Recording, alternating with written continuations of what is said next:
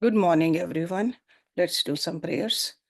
Om Guru Brahma, Guru Vishnu, Guru Devo, Maheshwara, Guru Sakshat Parbrahma, Tasmai Shri Guruve Namaha. Om Bhur Swaha, Tatsavitra Vargo Devasya Dhimahi, Diyo Yo Nah Prachodayat, Astoma Sadgamya, Tamso Ma Jyotirgamya, Mrityurma Amritam Gamya. Om Sahna Bhavtu Sahna Bhunaktu सह वीर्यं कर्वावहि तेजस्विनावधीतमस्तु मा विद्विषावहि ओम शांति शांति शांति Om. Let's open the Upanishad which we are studying these days, Brihadaranyaka Upanishad.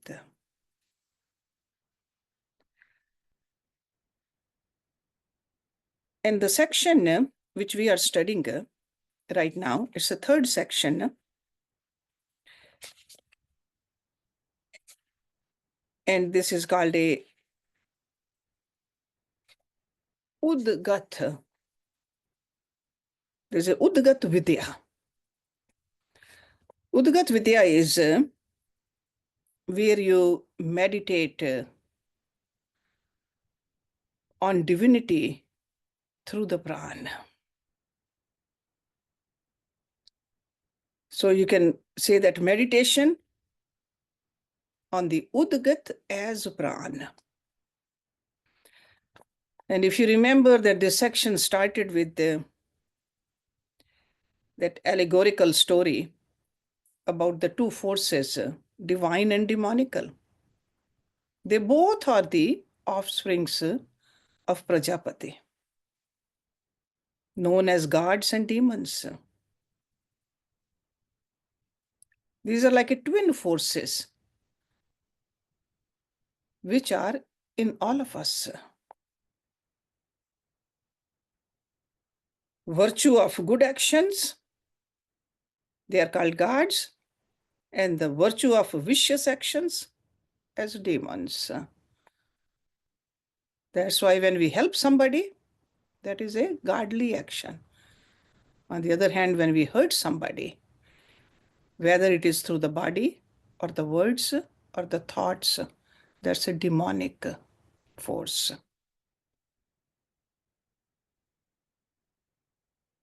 So gods, they thought of purifying themselves so that the evil forces might become extinct. That's how this story went. They asked the organ of speech, nose, eye, ear, mind to sing this Udgita. All of them obeyed. The demons got frightened. They thought that the gods will defeat them. So they pierced through the senses with evil. So that means the dark forces, the tamsikta or rajsikta, did not allow the satvikta to express and predominate in the individual or even in the society. And with the result of that, the mind got contaminated too. Because mind absorbs through the senses. If the senses are tamasic, in nature, the mind will be tamasic also.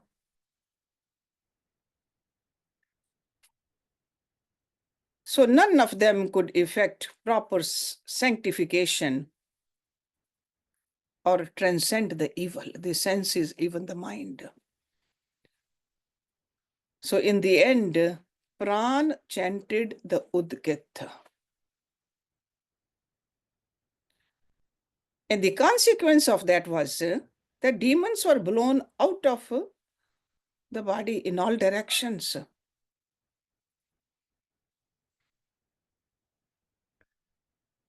That's why we learned that this Rishi called this vital force the Pran Adur.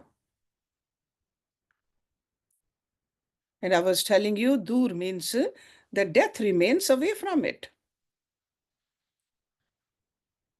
Pran never dies.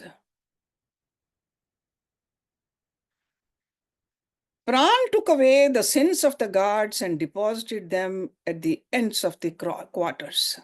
That's what we learned.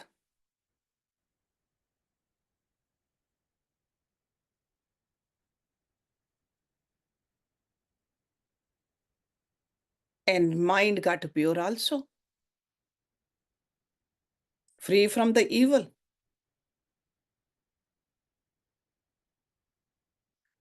And the Pran, who is again known as YSA Angiras, that is another word we learned last week. That means essence of all limbs. Skewed edibles for itself by chanting and transformed them to different organs of the body. This is what we're going to be learning today. And anyone intending to defeat him in greatness and glory becomes incapable of supporting his dependents. So today we're going to start our class with verse number 12.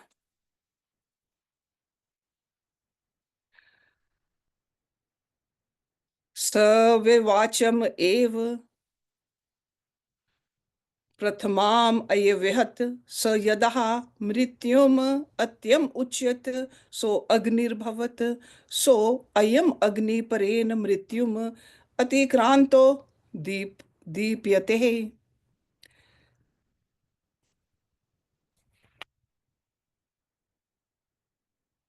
Verily the vital force first carried beyond death the organ of speech, the foremost of the group. When the letter was delivered from death, it became the well-known fire. That fire, having transcended death, shines beyond it.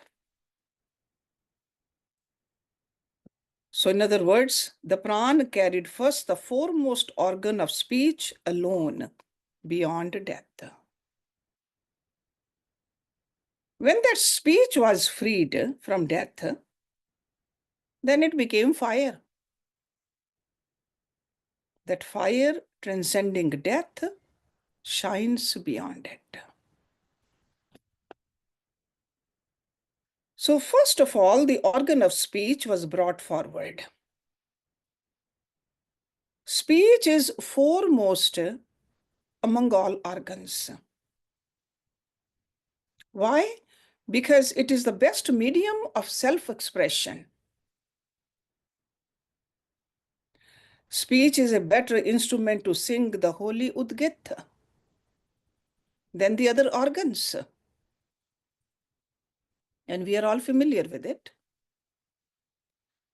When speech was freed from death, it became fire. We all know fire is the presiding deity in speech, Agni. You remember those 5 basic elements? Earth, water, fire, air, and space. So fire is the presiding deity in speech. Due to the association of speech with objects, it was contaminated. And it identified with fine pronunciation. And because of this identification, it was struck with evil and began to utter foul speech. And now it got disassociated itself from the false identification. It was delivered from the hamperings of death and again became the principle of fire. So remember, fire is the power of speech. Okay? Because all these 5 elements, they are power, they are devtas. So Agni Devta. And having transcended death, speech became luminous, as pure as fire. And that's why it says, Deepyate. It started shining from beyond where it is unaffected by false identification. So from Tamsikta, it rose towards the Satvikta with the help of this Udgit. How do we feel when we sing the bhajans? Or when we sing these mantras? When we sing the arti or the mantras? We do feel light. No burden. Darkness goes away. And this is what he's talking about. The very first organ which gets affected is the speech. That's why speech is such a powerful blessing God has given it to us as human beings, speech. So in order to effect total annihilation of evils, the sadhak has to proceed step by step. Because after eradicating the evil, you need to purify the sense of speech, the instrument to express our thoughts. Because thoughts are in the mind, but we express through the speech. So purer thoughts should have purer speech. Kind thoughts should have a kind speech. When speech is pure and humanity attained, it is no longer prone to evil influences. So after the speech, what is the next sense he's talking about? Is our nose. This is verse number 13. Ath pranam atyavahat sa yada mrityum atyehem uchyat sa vayur bhavat so ayam vayu parena mrityum atikranta pavtehe. Then it carried the nose beyond death. When the letter was delivered from death, it became the air. That air, having transcended death, blows beyond it. This is verse number 13 of this section. So the vital force, the prana, carried the nose. And we all know that is the sense of smell. When that nose was freed of death, then it became the air. That air transcending this death blows beyond it. This is what this mantra says. So that means purification of the sense of smell.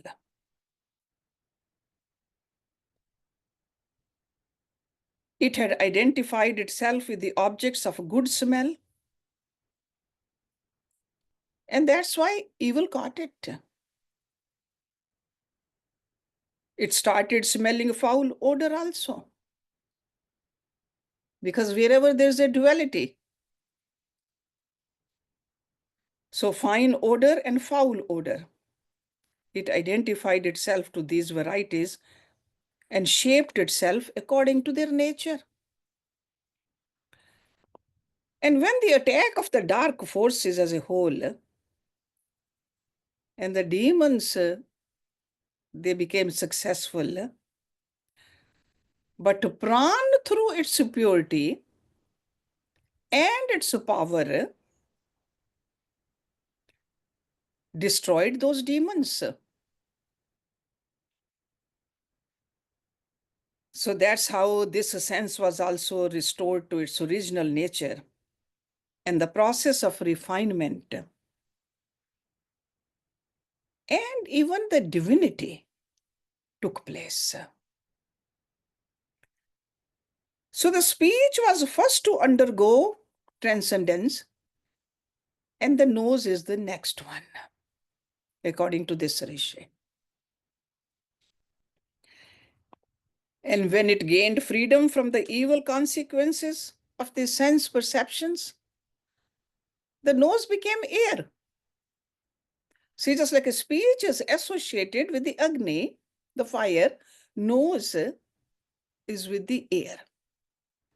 Became as pure as air and attained its original state. So remember, air is the presiding deity of nose. Fire is the presiding deity of speech. That's why these are called devatas. So the nose transcended the individuality and sense experience as good and bad and assumed its universal nature beyond the reach of ordinary sense reaction. And now you can see where this rishi is taking us. In next verse, verse number 14, is talking about eyes, chakshu. Ath chakshur atyevahat taddada mrityum atim uchyat sa adityo abhavat so asava adityaha prena mrityum atikrantah aspati. Then it carried the eye beyond death. When the latter was delivered from death, it became the sun. That sun, having transcended death, shines beyond it. So he carried the eye. Eye was freed from death. It became the sun. So sun is the presiding deity of Chakshu. Sun is the luminosity in the eye through which the act of perception takes place. And when the disassociation with the evil took place, luminosity, the original state of the sense of perception, transcended all limitations, became as luminous as the sun.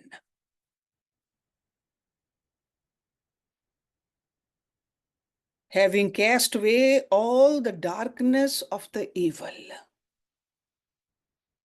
Where the sun is, there's no darkness. Okay, so this is what he's talking about. So that's why we say a person, see, ignorant person, we call it that is associated with the darkness. But when we say that self-realized person, a person who knows, it is associated with the light, luminosity. Then similar way, he is taking us towards the ears now. Shrotram. At, so this is verse number 15. At shrotram ativahat tadajita mrityum uchyat disho abhavan ta ima disha paren mrityum atikranta. Then it carried the ear beyond death. When the letter was delivered from death, it became the directions. Those directions, having transcended death, remain beyond it. So he carried the ear. Ear became free of death. it became those quarters. Those quarters transcending death remained beyond it. So quarters are the presiding deity of the ear. When the ear was freed of death in the form of evil, it assumed its universal form of directions. So quarters means directions, which transcend death in the form of individuality. Now in the next verse, verse number 16, he talks about man. अथ मनोः अत्यवहत् तद्यदः मृत्युम् उच्यत स चंद्रमा अभवत् सो असौ चंद्रः PRAN मृत्युम् अतिक्रांतो भाति एवं व एनम् एषः देवता मृत्युम् तिवहति य एवं वेद. Then it carried the mind beyond death. When the letter was delivered from death, it became the moon. That moon, having transcended death, shines beyond it. So indeed does this deity carry beyond death one who knows thus.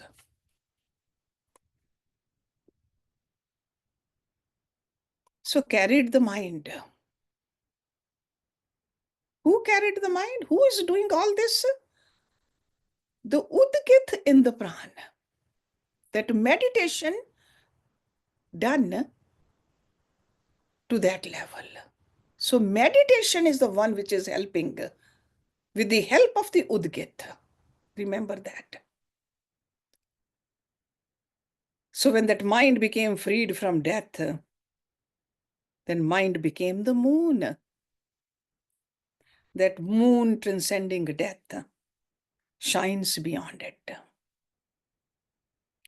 Indeed, that deity carries him beyond death who knows thus.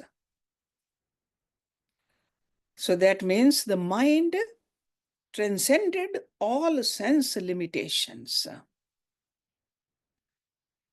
and attained luminosity. So it says like a mind which is not trapped in the darkness, the mind which is not trapped in the smallness. So this vital force, this prana, is carrying the mind beyond the sense limitations.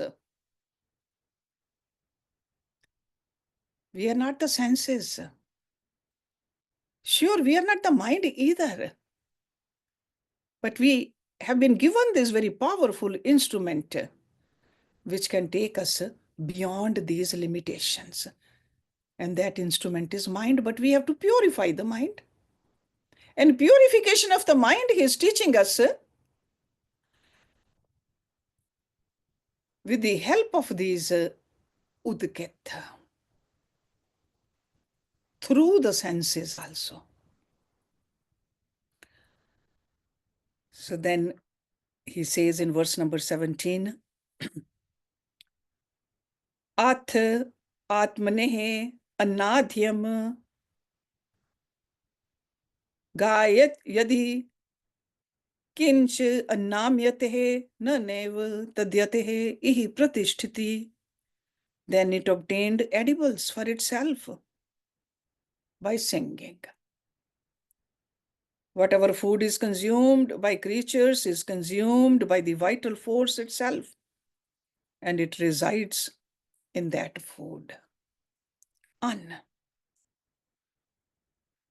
So that vital force, the prana, secured eatables for itself by singing. Because whatever food is eaten by it alone, and it rests on that food. So after carrying the deities of speech and other deities also, beyond the grip of death and restoring their original universal nature, the prana Who is purity?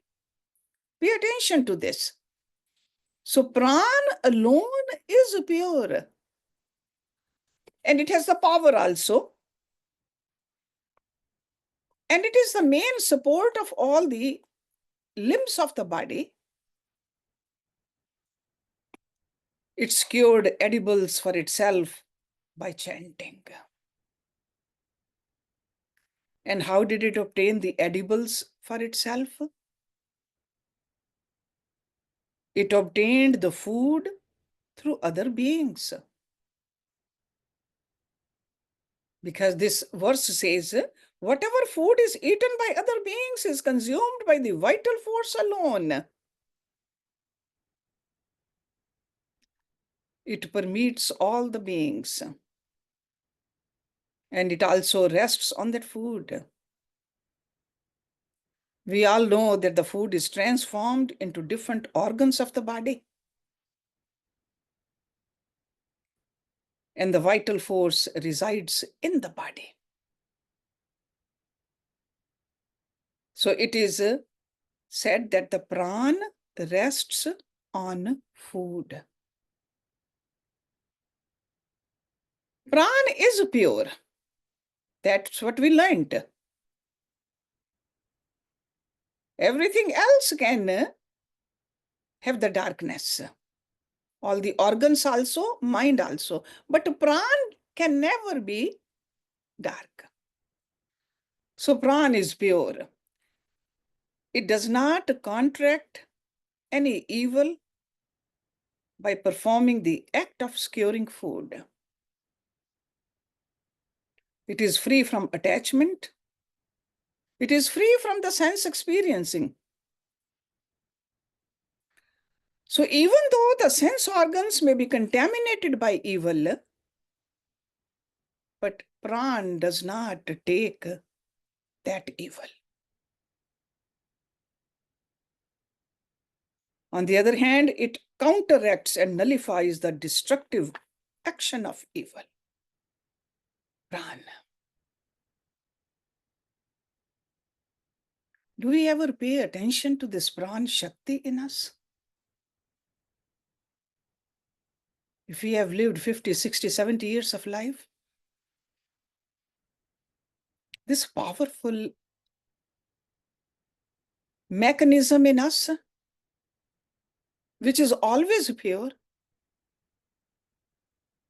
how much attention we pay to the organs or our skin, our hair, or even outside of us, the objects, the pran. So these rishis are bringing our attention towards this. Now let's look at verse number 18. Te devaha abruvan etavdaha idam sarvam yad annam tadatmana agasi anu no asminna anna abhajsvetihi te vehe abhya samvishetetihi tathetihi tam samnatam parinyavishant tasmadhye nenah annam atiti तेन एतः तृप्यन्तिः एवं हव एनं स्वः अभिसंविशन्तिः भर्ता स्वनाम श्रेष्ठः पुर एतः भवति अन्नादः अधिपतिर्य एवं वेद य उ हैवं विदं स्वेषु प्रति प्रति बुभूषति न हेवालं भार्येभ्यो भवति अथ य एव एतम नु भवति यो वैतम अनु भार्यः बुभूर्षति स हैवैलम भार्येभ्यो भवति. Pretty long verse, and that's why I keep telling you that these are not poetic verses. These mantras are prose. So a literal translation of this verse number 18 is, the gods said, whatever food is there, amounts only to this much, and you have obtained it all for yourself by singing. Now make us sharers of this food.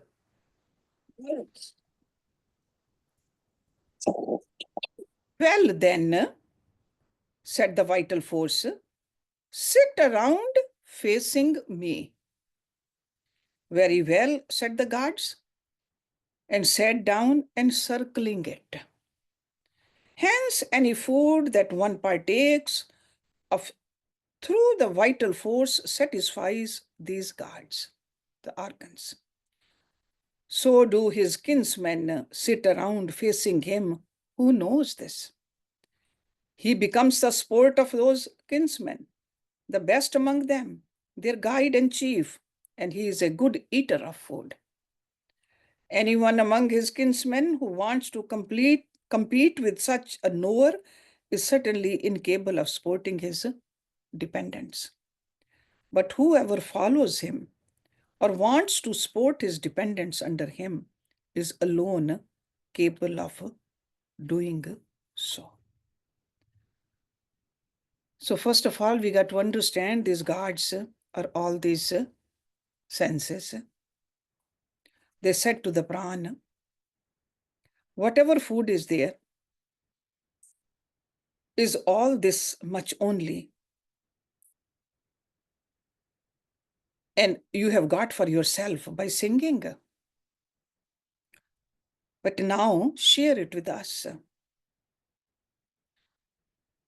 And Pran said, sure, sit around me. And the guards said, so be it. They sat around it. So whatever food a person eats, the guards get satisfied. They are sitting around him. He becomes the support for his relatives. These guards are considered the relatives of the pran. Anyone among the kinsmen who wants to rival with such a knower certainly becomes incapable of supporting his dependents. So how is this that whatever food is eaten by the vital force alone? Because this is what this Rishi is saying. Food is eaten by the prana. And how are speech and other organs maintained and get benefited if anything is consumed only by the prana alone? To say that benefit done to the organs, speech, and others also, comes through the vital force is unintelligible. Why? Speech and other organs of the body, they said to the prana, sir, there's only this much of food which you have obtained for yourself. What are we to do? That's what they're saying. That's why they're saying, make us the sharers in this food which you have secured for yourself because you ate it all. Share it with us. And that's why Pran readily agreed to their proposal. And he said, sit around me. And speech and the other organs, they did as they were instructed. And they were readily satisfied by the food which was eaten by the Pran. So whatever food one eats through Pran satisfies all those gods, speech, and other organs. We got to understand it this way. Pran is the support of the organs.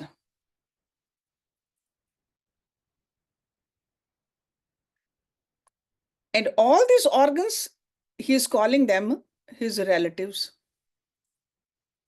His relatives sit around him. he becomes great among them. He also becomes their leader and chief and a good eater. Anyone who intends to surpass him in greatness and glory becomes incapable. And one who follows him and desires to support his dependents under him is alone capable of supporting them. So that means without the prana, these organs are not going to function. So they work together. So the idea is that the prana is the sole support and refuge for all organs. That is the bottom line. Without the presence of prana, they die away.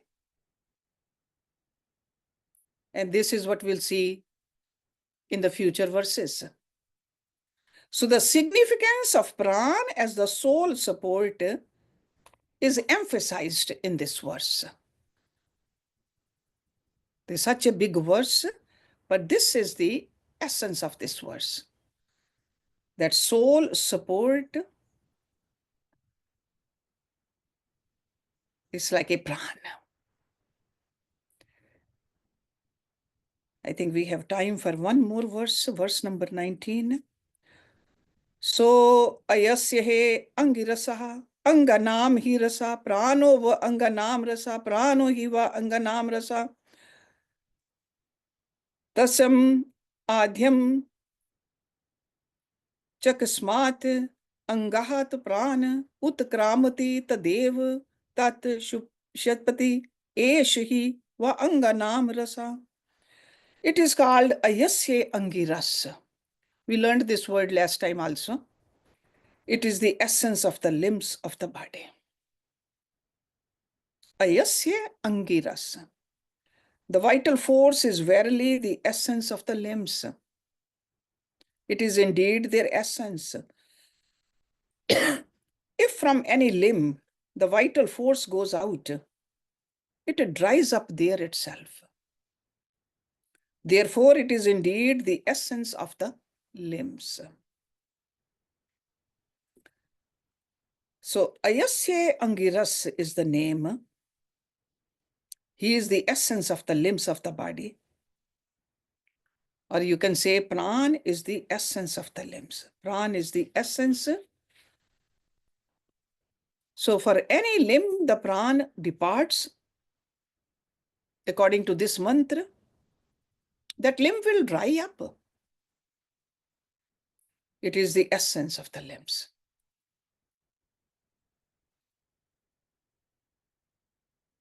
So all our organs, they flourish because of Pran, Pran Shakti. The Pran is Ayasya Angiras. I mean, we saw that in the mantra number 8 also. Because of that reason. So he's repeating it over here twice. Whenever there's a repetition of a certain fact, it is to lay stress upon the fact. So we should never forget that Pran is indeed the essence of all the limbs. See, that's why even when we do Hatha Yoga, what do? Pranayama. Pranayama is the soul of yoga. If you do Hatha Yoga without pranayama, those are just physical exercises we are doing. Pranayama. When we look at the charts of Hatha Yoga and the Raj Yoga, pranayama is in both of them. Even when we do the yajnas, the havans, with those mantras, we are supposed to do pranayama. It is that important. So this Rishi is repeating this statement twice in order to lay stress upon the fact that Pran is indeed the essence of all limbs. Why? Because the limbs die. If the pran departs from them, in fact, they become useless. That's what drying is. They get dried up. So it is because the vital force is the essence, the life principle, you can call it, which nourishes and enlivens the limbs of the body. If the life breath departs from any organ, that organ starts shrinking and contracting and finally becomes devoid of life. Pran is the concentrated essence of existence, you can call.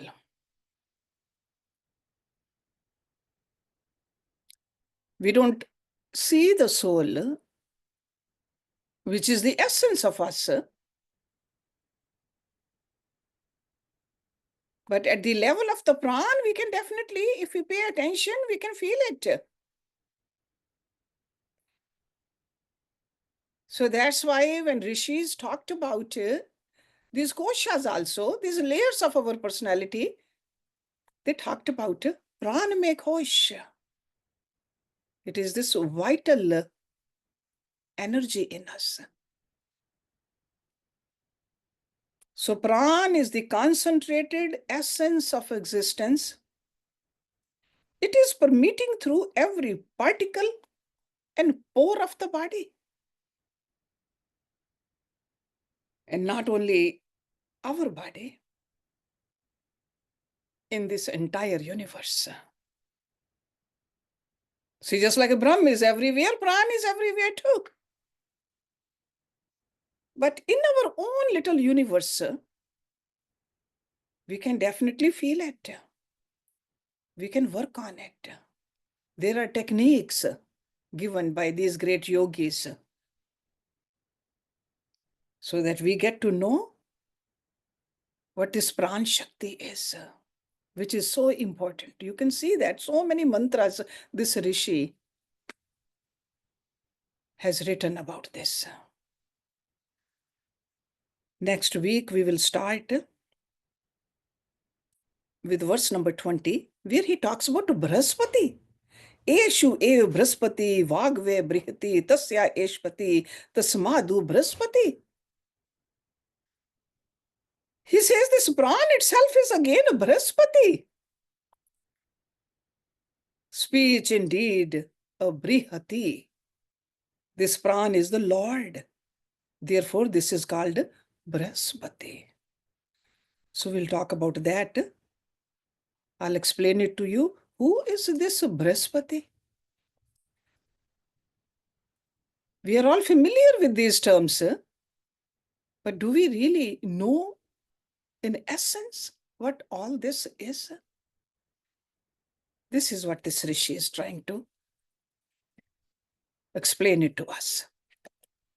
Let's stop it here.